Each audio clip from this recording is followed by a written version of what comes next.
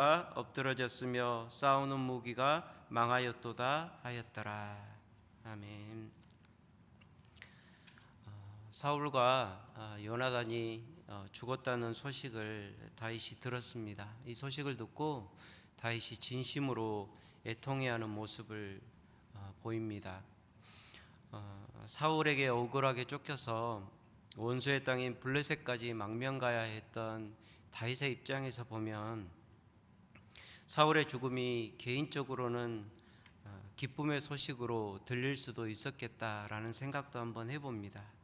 그렇지만 사무엘하 1장에 나타난 다윗의 행동 그 어느 하나의 모습에서도 그런 기색을 찾아볼 수가 없습니다. 하나님의 뜻과 하나님 나라를 바라보는 시각 안에서 우리는 내가 진정 무엇에 기뻐하고 또 어떤 것에 슬퍼해야 되는지 분별할 수 있는 것입니다. 고난주간 예수님의 십자가를 우리가 같이 묵상했는데 예수님은 십자가 위에서도 자기를 못 박는 사람들을 위해서 기도합니다. 아버지, 저들을 사하여 주옵소서. 자기들이 하는 일을 알지 못함이니이다. 예수님은 자기를 못 박는 사람들에게 품을 수 있는 개인적인 감정에 휘둘리지 않고 자신이 십자가에서 죽을 수밖에 없는 그 하나님의 뜻을 생각하고 또 내가 십자가에서 희생당해야 되는 그 십자가 희생의 의미를 생각하며 살으신 것입니다. 진정한 제자도라는 것은 나의 이해와 나의 감정을 따라가는 것이 아니라 우리를 구원하신 하나님의 그 예수님의 뜻을 따라서 살아가는 것입니다. 그래서 예수님은 아무든지 나를 따라오려거든 제자가 되려거든 자기를 부인하고 날마다 제 십자가를 지고 나를 따를 것이니라 우리에게 말씀합니다. 하나님이 각자에게 주신 삶의 모습이 다 다를 수 있습니다. 그리고 형편도 다를 수 있습니다. 그러나 하나님은 그 다양한 삶을 통해서 오직 우리가 함께 예수님의 뜻을 이어갈 때 우리가 하나님의 나라를 누릴 수 있게 하셨습니다. 예수님이 그 몸을 찢어서 우리에게 열어놓으신 그 하나님의 나라, 예수님이 시작하고 열어놓으신 그 하나님의 나라가 우리 안에 더욱더 뚜렷하게 되기 위해서는 우리는 하나님의 시각으로 세상을 바라보는 눈을 가질 수 있어야 합니다. 다윗과 사울이 요나단을 위해 지어 부른 조가는 다윗 개인의 감정만 담겨 있지 않습니다. 이 노래를 통해서 오히려 사울과 요나단을 향한 하나님의 생각을 우리는 엿볼 수 있습니다. 다윗이 애통하며 부른 이 노래를 통해서 한 인생을 향한 하나님의 마음을 보게 되고 또 하나님께서 세워가시는 나라, 이때는 또 이스라엘이라는 나라로 대표가 되죠. 그 이스라엘을 향한 하나님의 마음을 우리는 볼 수 있게 되는 것입니다. 먼저 다윗의 깊은 탄식과 슬픔 속에서 우리가 정말 슬퍼해야 될 것이 무엇인지 우리는 한번 생각해 보게 됩니다. 19절을 보면 다윗은 이렇게 탄식합니다. 이스라엘아, 내 영광이 산 위에서 죽임을 당하였도다. 오호라, 두 용사가 엎드러졌도다 라고 탄식하는 다윗의 모습을 봅니다. 여기서 이 산은 운맥적으로 보면 바로 요나단과 사울이 죽었던 길보아 산을 의미할 것입니다. 그런데 다윗이 노래하면서 산을 이야기를 할 때 히브리어로 일반적으로 산을 가리키는 일반 명사 하르라는 단어를 쓴 것이 아니라 바로 종교적인 제사에 우리가 제단을 쌓을 때 예전에는 산당에서 제사를 지낸다고 했지 않습니까? 그때 종교적인 제사의 장소를 의미하는 빠마라는 단어를 사용을 하고 있습니다. 그러니까 다윗이 표현한 노래의 표현은 뭐냐면 하나님께 예배하고 제사하는 자리, 하나님의 임재가 가장 드러나야 되는 자리, 하나님이 가장 능력을 발휘하고 하나님께서 그 보호하심으로 우리를 둘러 진쳐야 될 그 자리, 그 은혜의 자리 가운데서 누가 죽은 것입니까? 바로 그 은혜의 자리에서 사울과 요나단이 죽어버린 것입니다. 여러분, 어떻게 이스라엘 땅에서 하나님의 임재가 가장 강하게 드러나야 할 그 땅에서 원수들의 손에 하나님의 백성이 죽임을 당할 수 있는가라는 다윗의 탄식인 것입니다. 다윗의 이 탄식이 21절에 보면 사울의 방패가 기름 부음을 받지 아니함 같이 되도다라는 탄식으로 이어집니다. 사울은 이스라엘의 초대 왕으로 하나님의 기름을 부음 받은 자였습니다. 그는 성령의 충만함을 경험하기도 했습니다. 하나님의 힘을 덧입어서 놀라운 일을 행하기도 했습니다. 여러분, 그러한 사람이 하나님의 특별한 사랑을 입었던 그 사울이 누구보다 하나님의 큰 도움을 입어야 될 기름 부음 받은 자가 이제는 하나님의 외면과 침묵 속에서 하나님의 땅에서 원수의 손에 죽어야 하는 그러한 죽음을 맞이하는 것입니다. 하나님의 기름 부으심이 마치 사울의 삶에서 없었던 일처럼 되어버리는 그러한 모습이 있었던 것입니다. 우리가 가장 슬퍼해야 할 것이 있다면 하나님 나라를 살아가는 우리가 가장 심각하게 생각해야 할 것이 있다면 바로 우리의 삶에 드러나는 하나님의 부재입니다. 내가 오늘 제일 심각하게 생각해야 될 것, 오늘 하루를 살아가면서 내 삶 가운데서 내 하나님이 느껴지지 않는다면 우리는 그것을 가장 슬프고 탄식할 일로 여겨야 되는 것입니다.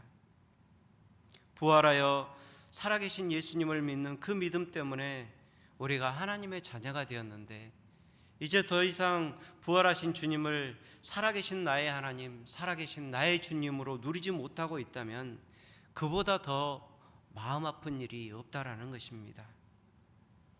우리의 삶에서 가장 슬퍼해야 할 일이 있다면 내 안에 성령으로 내주하시는 하나님을 모시고 살면서도 더는 하나님이 느껴지지 않는 그것이 우리가 슬퍼해야 될 일인 것입니다. 우리의 삶에 이러한 경험이 계속된다면 하나님의 능력을 가장 크게 경험해야 되는 예배의 장소에서 원수의 손에 죽어간 사울의 삶처럼 돼버릴 수 있다라는 것입니다. 부활하신 예수님과 이제 분명히 동행하는 우리의 삶이 되기를 축복합니다. 하나님의 나라는 하나님이 분명히 계셔야 하나님의 나라가 될 수 있는 것입니다. 하나님이 떠난 것처럼 되는 우리의 공동체가 되지 않기를 주의 이름으로 축복합니다. 그러나 다윗의 이러한 비탄의 노래 속에서도 우리는 또 소망도 발견할 수 있습니다. 22절과 24절을 보면 사울과 요나단의 업적이 기록되고 있습니다. 22절을 보면 사울과 요나단의 승리를 다윗은 피와 기름에 비유하고 있습니다. 여러분, 피와 기름이라는 것은 무엇입니까? 바로 우리가 하나님께 드릴 때 구약에서 제물로 드리는 가장 대표적인 두 가지가 피와 기름인 것입니다. 그래서 사람들이 제물을 잡고 하나님 앞에 예배를 드릴 때 어떻게 합니까? 제사를 드리면서도 피는 사람들이 결코 먹지 않습니다. 그 피는 다 하나님의 제단 앞에 쏟아부어 드리는 것이고 기름도 하나님께 드릴 향기로운 제물이라고 했습니다. 그래서 기름이 있는 모든 부위는 하나님께 태워서 드렸던 것입니다. 나머지 부위만 사람이 제물을 드리고 난 후에 먹을 수 있는 것입니다. 그래서 피와 기름은 하나님의 것인 것입니다. 그런데 이 사울과 요나단의 업적을 다윗이 지금 무엇에 비유하고 있습니까? 피와 기름에 비유하고 있는 것입니다. 전쟁을 하다 보면 서로 칼로 찌르고 화살로 서로를 쏘고 이런 일들이 비일비재하게 일어납니다. 용사의 칼에는 사람의 피와 기름이 항상 묻어있기 마련입니다. 그래서 사울과 요나단의 칼 가운데 그리고 그 화살 가운데 묻어있던 피와 기름을 빗대어서 하나님께 드리는 제물로 다윗은 표현을 하고 있는 것입니다. 그들이 용맹함으로 이룬 승리는 바로 여호와 하나님께 그들이 드렸던 희생의 제물과도 같았다는 것입니다. 사울과 요나단은 하나님 없이 살아가는 그 이방 족속들과 끊임없이 싸워서 이김으로 하나님의 살아계심과 하나님의 능력을 증거하는 하나님의 증인들의 삶을 살았습니다. 그런 그들의 희생으로 이스라엘은 24절에 다윗이 노래한 것처럼 붉은 옷으로 화려하게 옷 입을 수 있었고, 이스라엘의 여인들은 금놀이개를 차는 부와 영예도 누리게 된 것이 사실이라는 것입니다.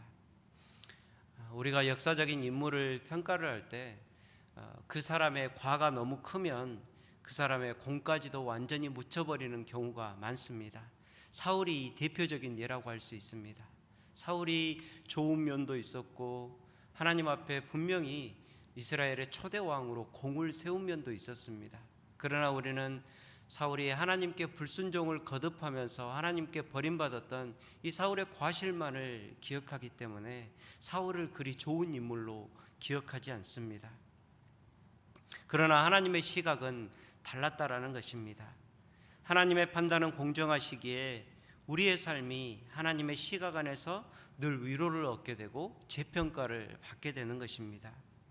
비록 지속적인 불순종으로 인해서 하나님의 심판을 받았던 사울이었지만 하나님께 붙잡혔던 이스라엘의 왕으로서 이방의 대적들과 용감히 싸워서 이스라엘을 보호하고 하나님께 영광을 돌린 그의 공적을 하나님은 다윗의 노래를 통해서 다시 기억해 주고 있는 것입니다.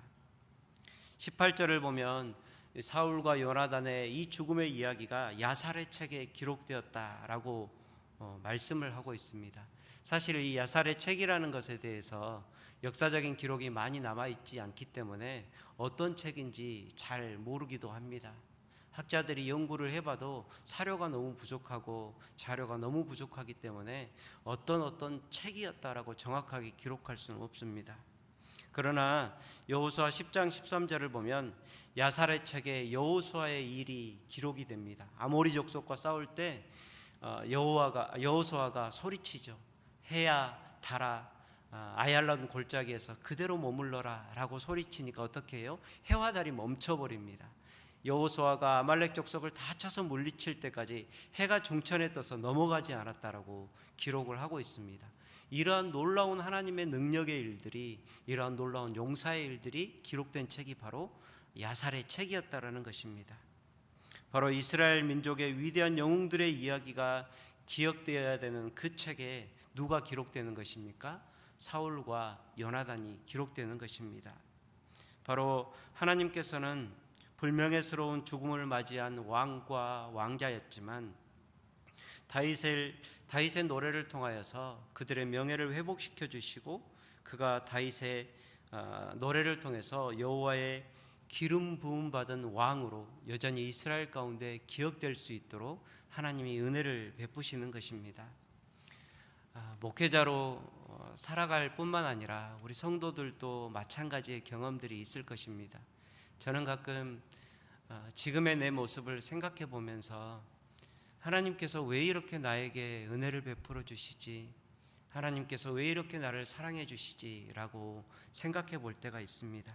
지금 나의 모습은 너무 연약하고, 지금 나의 모습은 이렇게 불순종투성이이고, 지금 나의 모습은 이렇게 하나님께 드릴 게 하나도 없는데 하나님이 왜 나를 사랑해 주시지? 이런 하나님의 사랑을 느낄 때가 있습니다. 그런데 여러분, 하나님은 우리가 하나님께 행한 작은 사랑의 표현도 아주 크게 생각하시는 하나님이십니다.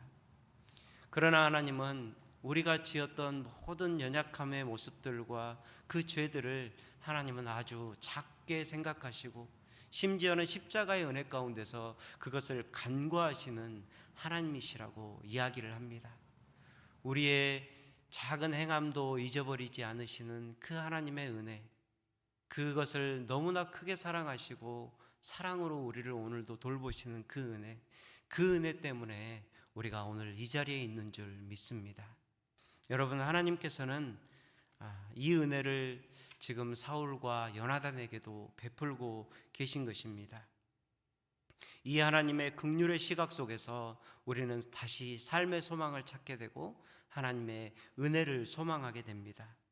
다윗의 노래를 통해서 죽은 사울과 요나단의 명예를 회복하신 것처럼 하나님은 여전히 우리를 긍휼의 눈으로, 사랑의 눈으로 바라보고 계신 것입니다. 이것이 바로 우리가 오늘 소망해야 될 이유이고 우리가 오늘 기뻐해야 될 이유가 되는 것입니다. 사랑하는 모든 성도들이 이 하나님의 사랑 안에서 다시 일어날 힘을 얻으시기를 축복합니다. 다시 하나님의 일을 해가며 하나님의 임재와 사랑 안에 거하면서 내 삶에 이루어 놓으시는 하나님의 나라를 누릴 수 있는 우리 모두가 되기를 주의 이름으로 축복합니다. 우리 함께 기도하겠습니다. 아버지 하나님, 다윗이 통하며 부른 이 노래를 통하여서 하나님 아버지의 마음을 엿볼 수 있게 하심을 감사합니다.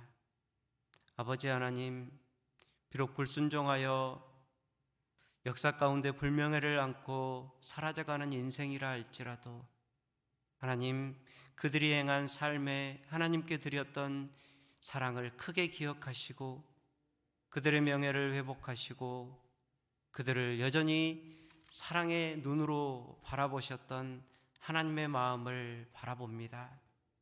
아버지 하나님, 우리에게 크신 은혜를 베풀어 주심을 감사합니다. 주님의 그 사랑 가운데 다시 일어서는 우리 모든 성도들이 되게 하여 주옵소서.